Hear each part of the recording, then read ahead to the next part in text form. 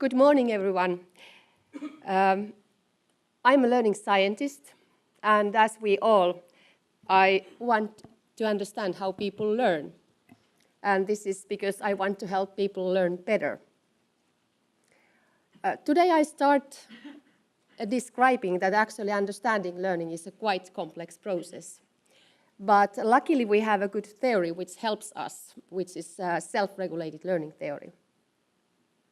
I continue discussing that actually the learning situations are today different, more social and interactive, and perhaps it is time to start discussing socially shared regulation of learning. I review why and how we have been approaching learning analytics in our efforts to understand data about learners and their context, especially in the area of socially shared regulation of learning. And I have several examples how we have been using multimodal methods to collect data in our research. I end up showing our multidisciplinary collaboration while we are trying to understand our big and complex data. And I end my presentation with some of the challenges, and I invite you to collaborate to work with those challenges. That was the time 20 years ago. Then we had those wonderful machines called computers, and we took them to classrooms and seated one student by the computer. On that time, we believed that actually the hope was that we are able to create such adaptive, intelligent systems that they are able to help each individual students in their needs.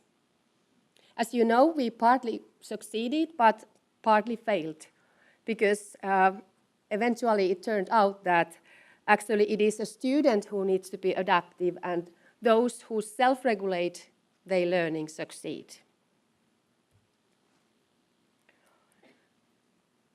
Having decades of research of strong theory building and empirical evidence, it is clear for us that those students who self-regulate, they succeed.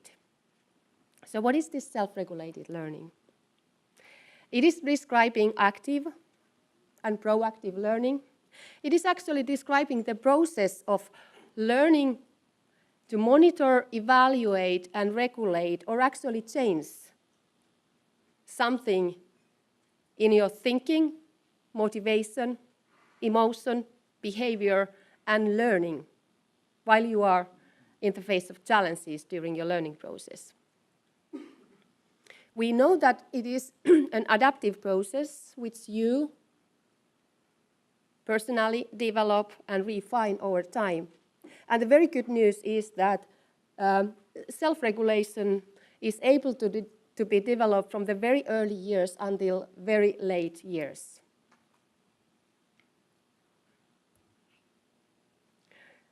This is 20 years later today. These are the situations everywhere at the moment, at home, at work, in office, while studying, in research meetings, and so on. More than individual problem solving, than individual thinking, there is a need for socially shared thinking, socially shared problem solving, discussing, negotiating, changing ideas, building knowledge together. And more often, these situations are actually almost always related on using several kinds of technology. So considering that these are the learning situations today, there is also need not only to regulate cognition in this situation, but also regulate motivational, emotional, affective, and social aspects in these situations. So therefore, I'm suggesting that it is time for discussing socially shared regulation of learning.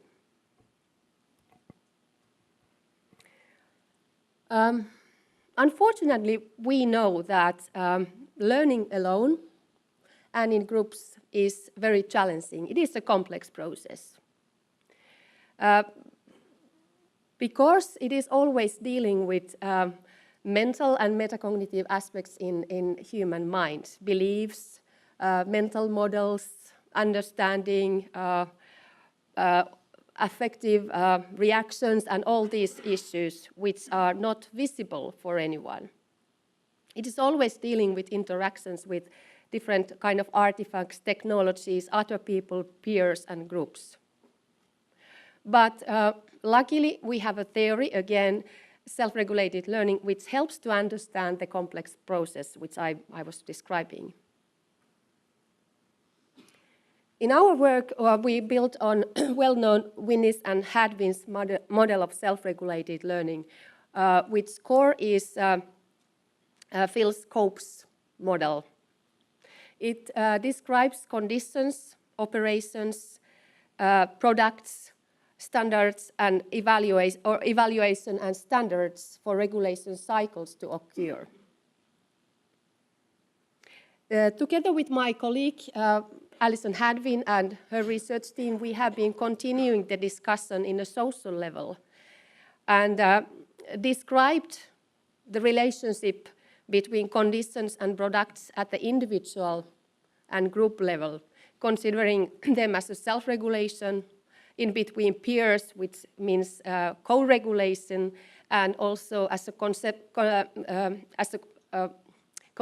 collaborative level, which means socially shared regulation of learning.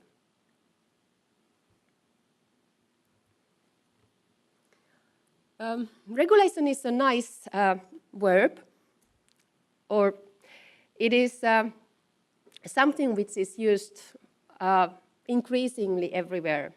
For us, it is not a verb or word. It is not dealing with only knowledge construction, for example.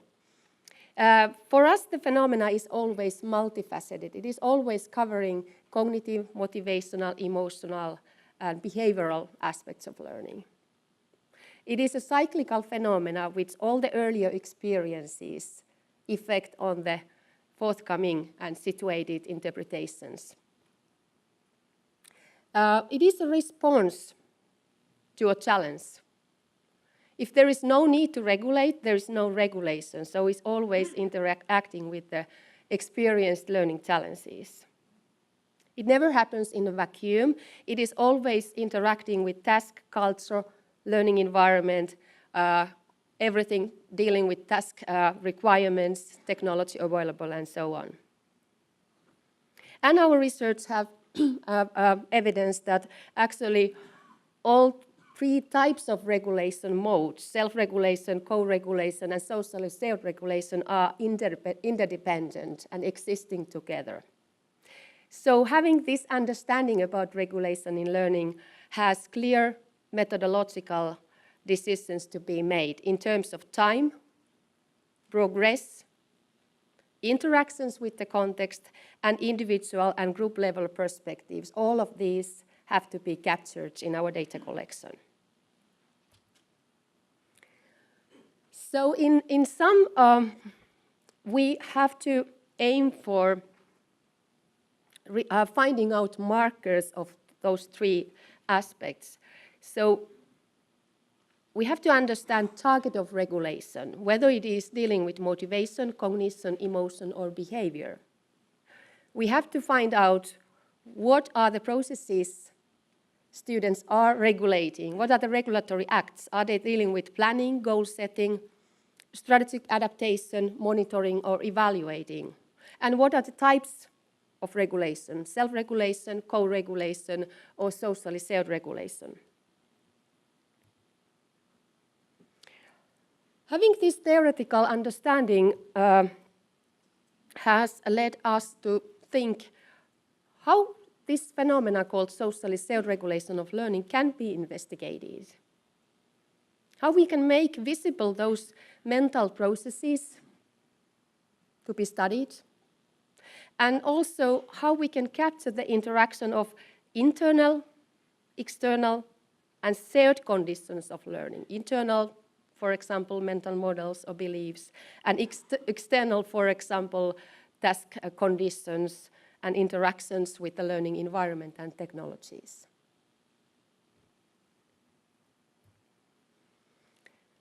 To be honest, quite often I envy medical researchers. They are able to take X-rays, even 4-dimensional ultrasound scanning, and biopsy. We are not. And I think that as a learning scientist, we face serious methodological problems because the learner's cognition, motivation, emotion, affect are neither visible for us to research them, nor for the learners to be aware about those processes and regulate this successfully in order to learn effectively. Therefore, during the past years, we have had a research agenda aiming for 3 issues. First of all, investigate regulatory processes in authentic collaborative learning situations. And secondly, trying to find out methodological solutions in order to study that phenomena and especially currently explore what multimodal data can tell us about those critical self-regulated learning processes. And thirdly, we always want to help learners. So we're also working for developing scaffolds and support for socially shared regulation to occur, especially in computer-supported collaborative learning contexts.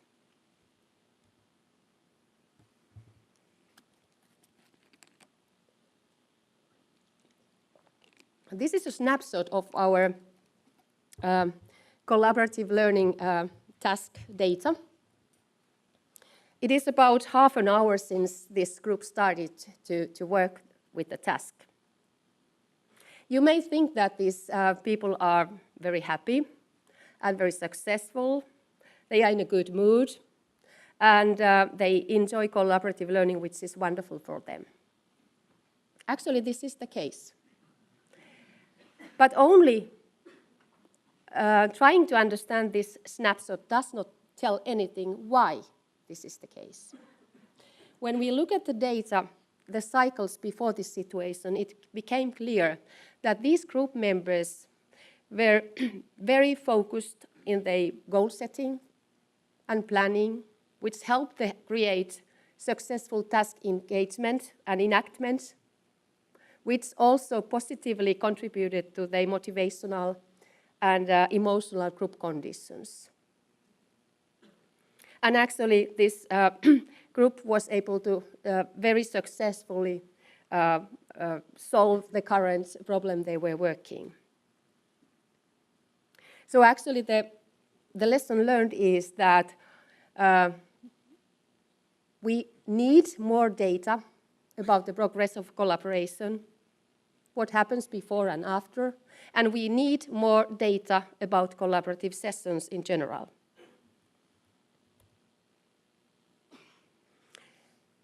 Going to our methodological development, about 10 years ago or more, we started to work with Phil Vinnie's team, G-Study and N-Study team. That was quite hard, but very rewarding for us because we understood that working with this kind of data, trace data, helps us to understand progress in regulation of learning. It helps us to understand sequential and contextual aspects of regulated learning. Those who don't know about G-Study and N-Study, it is an advanced hypermedia or multimedia system which helps students to learn better. It gives them cognitive tools to operate with the learning context, but it also gives researchers data about students' learning traces. Working with that data helped us to understand that regulation develops over time within tasks and across the situations and tasks. And we were, for example, able to find out patterns in students' strategic actions in varying situations and varying tasks in science learning, for example. After that, with we got interested in collaborative learning. And while progressing our theoretical discussion, we understood that actually self and social regulation processes can promote each other. And co-regulation and socially shared regulation, they are in dual interaction. And therefore, we realized that we have to focus on individual and group level shared regulatory activities. And we have to capture the data about those both. We started to create very simple tools to collect data.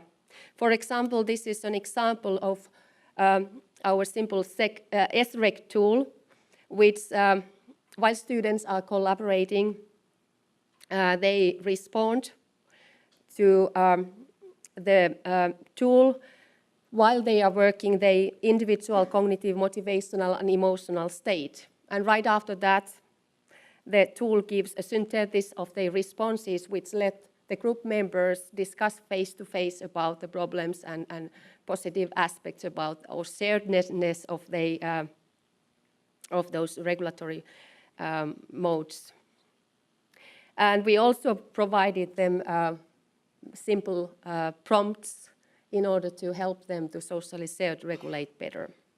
But actually the best thing was that we were able to get data about these processes for our research. While progressing with this data, it became clear that working with technology gives us more data than ever. Therefore, we moved on data mining and looked at this data, for example, to characterize temporality of the progress.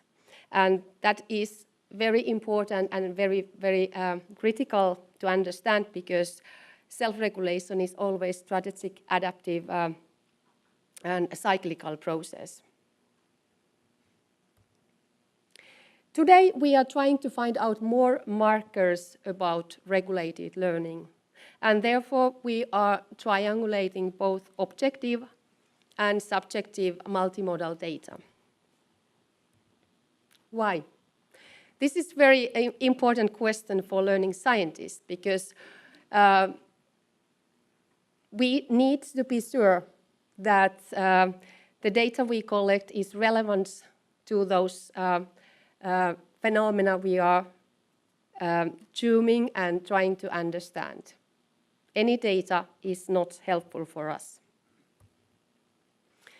Our arguments for multimodal data collection in self-regulated learning research are here.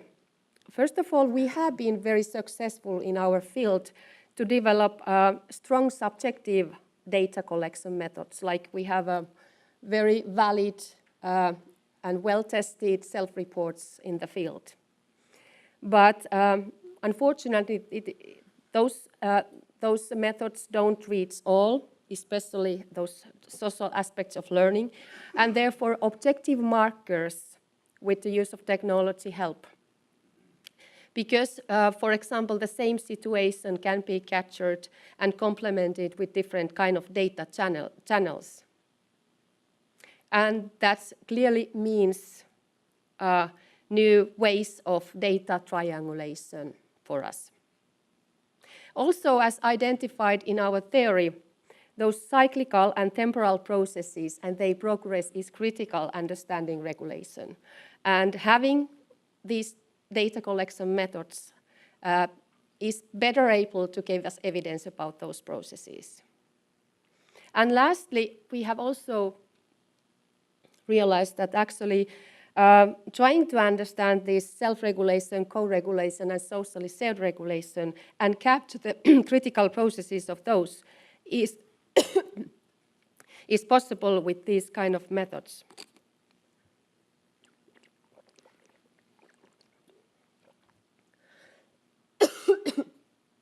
This is a typical situation in our data collection. We have been recently working especially in advanced high school physics, and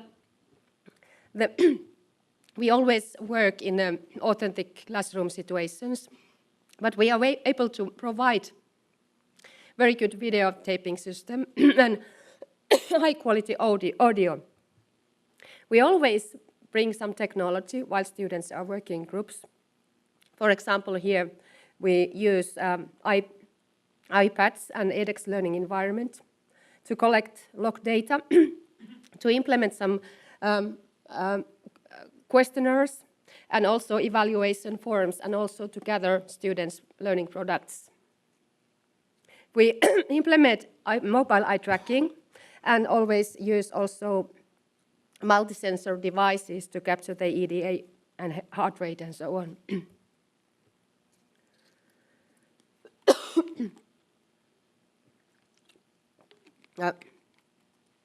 Very important in our data collection is that we want to capture the whole complexity of the learning situations. Because big data don't tell all. We need to contextualize. We need to know what is going on, where the learning actually takes place. Since groups in collaborative tasks don't think as groups, but it is always individuals who forms the groups. Therefore, we always simultaneously collect data about individuals and individuals interacting as a group. This is because our effort at the moment is to capture invisible reactions of body and brain, and we follow the fact what many of our colleagues have identified, that actually construction of conscious self emerges from deep interdependencies between all basic systems of the body and brain, including perception, beliefs, action, emotion, memory, goal management, learning, and so on. Therefore, we implement mobile eye tracking, for example, because it tells us about students' areas of interest and focus of attention. We use sensors to capture students' physiological reactions, for example, electrodermal activity, heart rate, temperature, and so on. We always collect log data. Log data gives us data about students' cognitive operations and interactions with the learning content. For example, describing their strategic task enactment. In this case, this is a picture of our log data from the edX learning environment, and we are able to follow how students, for example, check the dashboard or navigate during the course instructions and interact with the learning resources. We also always implement different kind of online evaluation forms, or should I say even on-the-fly evaluation forms, and create sometimes dashboards. For example, this is a simple evaluation form which students fill in while they are working for the collaborative learning task. Each group members identify their own cognition, motivation, affect, and group progress. And in the end of the group task, the group is able to follow the development of their shared understanding about how they are doing in these aspects in the group level. But the most important thing is that it gives us data. And finally, what is the most important data collection tool for us is to capture learning in action, and therefore we always videotape with high-quality video system our experiments. So all these results, big and complex data. For example, one of the recent rather short experiments gave us more than 100 hours of video, hundreds of millions of data points of physiological data, and hundreds of thousands of log data, and many other data sets. Therefore, we have started to collaborate with learning analytics, data mining, and signal processing experts. And with the help of Professor Tapio Seppänen in our university affective computing group, we have been working for graphical user interface to visualize this complex data. And this multidisciplinary collaboration in our multimodal data analysis has been really critical because it helps us to see the phenomena, zoom to those aspects we want to see. Any data is not helpful for us, but we want to find out what we need as a learning scientists.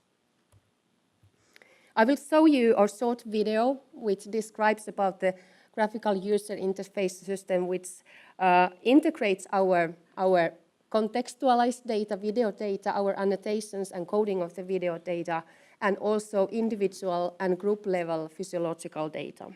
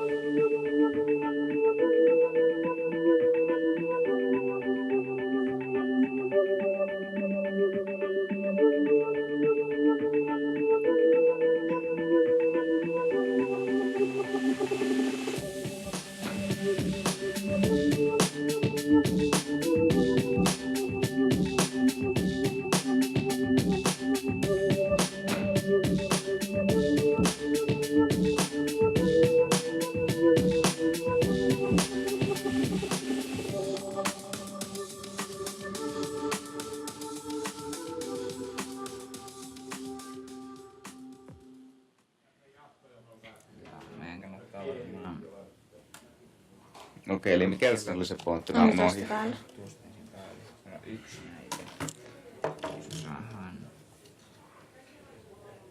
Tietää tämä kulma. Okei, koejärjestö. Pitäisi tarttua magneetilla. Eikö sille, että se kannattaa vettää sille, että se vetää, että se lähtee niin sitä tasasta kulmasta, tai tulee niin tästä tasasta pinnasta ja sille. Ei kyllä se pitää että se tulee tähän pintaan, niin koska niin, näin päin, niin se on.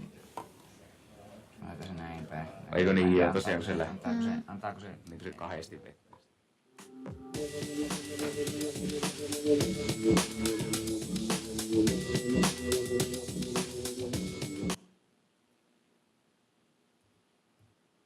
So why this is useful, having this theoretical understanding and challenge behind our thinking, why this is helpful for us.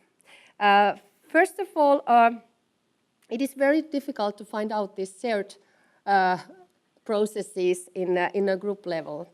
And now we are able to zoom on certain, for example, challenge situation, look at the situation in context. We always start from the context and then code it from our theoretical understanding of regulation in learning. And then we are able to look at the physiological reactions, for example, whether they confer our understanding or not.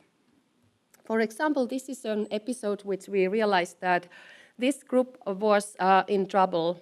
They had a very challenging situation in our video data. And when we looked at the our physiological data, exactly that situation pointed out that all of those three group members had a similar kind of tendency in their physiological reaction. Again, trying to find out shared regulation, evidence about shared regulation, looking at the data and how the group members, individual group members as a group progress while they are working. And the tendency, for example, their reaction, whether there is some synchronicity or not, is probably helpful for us to go back to the contextual situations and see what are the relevant episodes for regulation to occur or not to occur. Our current effort, or actually next step, is to explore the opportunities of face reading together with our Professor Francqui Chair in our affective computing group. We are trying to find ways with our collaborative learning data to use and study micro-expressions and socially oriented micro-gesture analysis in group level. This is something which has not yet been in group level, but we are trying to work with this in our own data. So, to conclude, why this is useful, why multimodal data collection and why learning analytics can help learning scientists. First of all, as our theory clearly explain, learning is a complex process. And having this kind of data coming from different data channels can reveal the complexity and also the range of cognitive and non-cognitive processes especially, which is not able to be captured with our earlier existing methods. Secondly, it has become clear that those processes called adaptation, temporality, cyclical processes, tendencies, and patterns matters. They are those we have to tune to understand the progress of learning. And this is possible to be captured better with this kind of methodological approach. And also, I think that the learning sciences, we have suffered evidence problem. We have been working too short times. We have been working with too small data sets.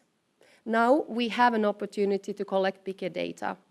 And now we have an opportunity to get stronger evidence for our purposes. But there are also areas we need to struggle more. It is clear, having our own experience and discussing with many colleagues, that a real danger is that we over or misinterpret physiological data. Those peaks don't tell us, as a learning scientist, anything about learning. We have to be careful.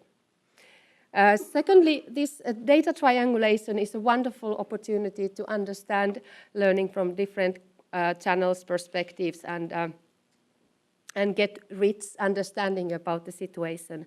But it is a mess, and we have to work more and find ways how we can glean the data. And also there is a need to work hard to find out and share ideas. What are the correct sampling rates of each technique and data granularity in general? When we are working with milliseconds, when for hours, when for days, weeks, or even years? It is not clear yet.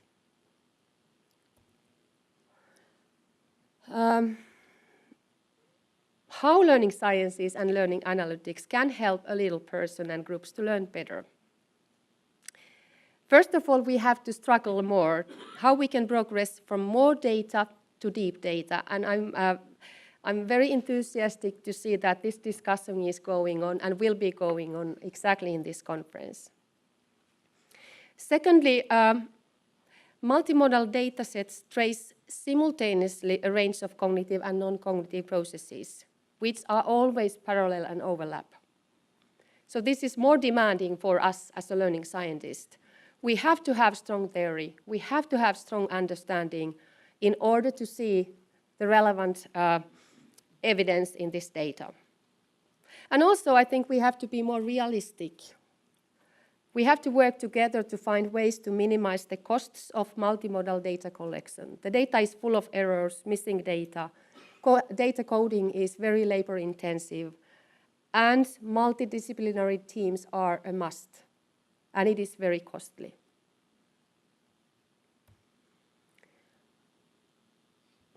Today we have more data than ever,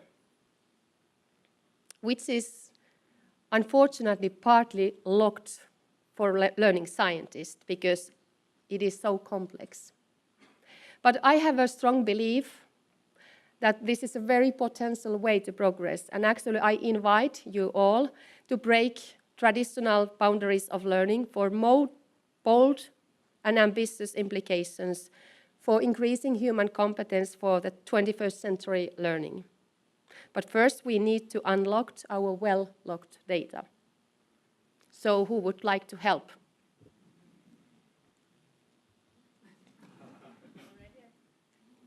Thank you.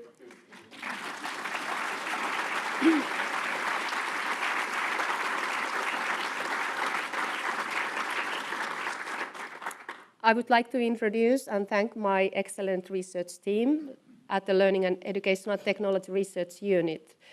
I have a great research group there, but these are especially those people who have been working with these ideas together with me.